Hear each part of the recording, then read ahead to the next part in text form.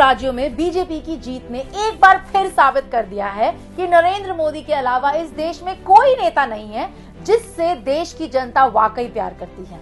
ये इलेक्शन आईना है विपक्ष के लिए, जो 20 सालों की एंटी इनकम्बेंसी को भी भुना नहीं पाया। मैं हूं दिव्या सिंह शर्मा और आप देख रहे हैं know the nation. So let's get to know the nation, India, this election season. आइए देखते हैं क्या बातें हैं जो इस चुनावों से निकलकर आई हैं।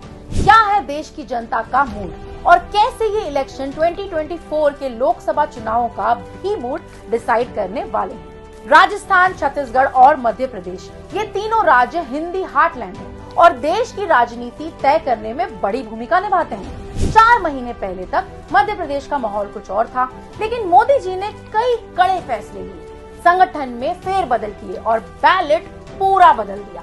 इस चुनाव से ये बात साबित हो गई है कि प्रधानमंत्री मोदी की नीतियां जो देश को विकास की ओर ले जा रही हैं और गरीब कल्याण की योजनाएं, इन सब से जनता खुश है। कांग्रेस ने तीनों ही राज्यों में कई मुफ्त की चीजों के लालच दिए, लेकिन जनता ने साफ कर दिया कि भीख नहीं, विकास के साथ कल्याण चाहिए।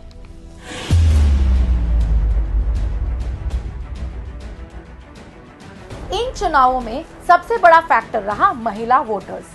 पैन इंडिया देश की महिलाएं मोदी जी की फैन हैं।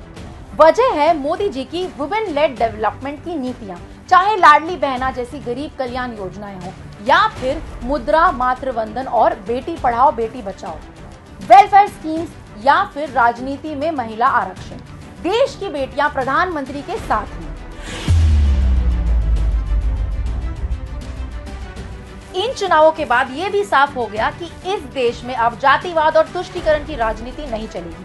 कांग्रेस अपने गठबंधन के दोस्तों के साथ सत्ता पाने के लिए इतनी उतावली थी कि वो अपने मूलभूत सिद्धांतों से ही समझौता कर बैठी।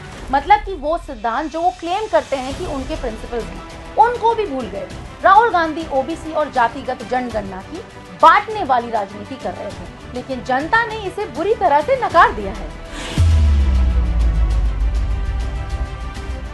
एक और बात जो इन चुनावों से निकलकर सामने आई है, वो है सनातन का सम्मान। इस देश की 80% आबादी हिंदू है। ऐसे में अगर कोई सनातन धर्म का अपमान करेगा तो जनता उसे माफ नहीं करेगी। चुनावी नतीजों के बाद कांग्रेस खामोश है। क्यों? क्योंकि अब वो एंटी इनकम्बेंसी का बहाना भी नहीं बना सकती है। इससे ये भी साफ हो गया कि अगर काम करके दिखाया जाए और जनता की अपेक्षाओं पर खरा उतरा जाए तो लोग एक ही सरकार 20-20 साल भी चुनते हैं।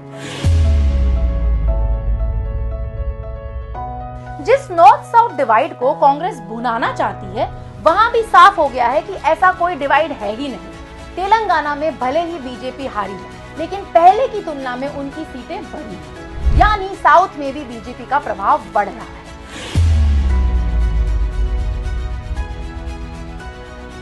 लोग ये भी समझ रहे हैं कि गठबंधन की राजनीति देश के लिए सही नहीं है और इसीलिए अब एक पार्टी को निर्णायक वोट मिल रहा है।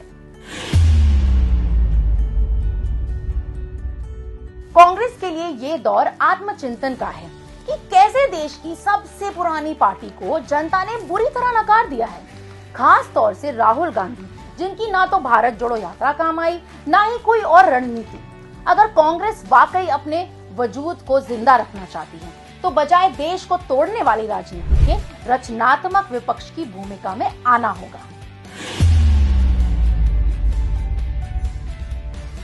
इन चुनावों से एक और बात साफ है, इस देश में एक ही फैक्टर काम कर रहा है और वो है मोदी फैक्टर। और ये मोदी फैक्टर किसी एक इंसान का नाम नहीं है, बल्कि एक ऐसी भावना है जो देश के लाखों लोगों के सपनों का सम्मान करती है, उन्हें भरोसा दिलाती है साथ खड़े रहने का, उन्हें सपना दिखाती है विकसित भारत का, गारंटी देती है सबके साथ और सबके विकास का। जिस भावना को प्रधानमंत्री मोदी ने थाम रखा है और इसीलिए मोदी वो जन नेता हैं जो सदियों में एक बार होते हैं।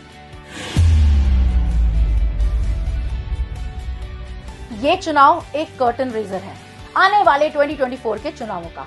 इन रिजल्ट्स ने जनता का मूड साफ कर दिया है और जनता का यही मूड रहा तो कोई बड़ी बात नहीं कि अब की बार 400 के पार के साथ 2020 फॉर मोदी वंस मोर।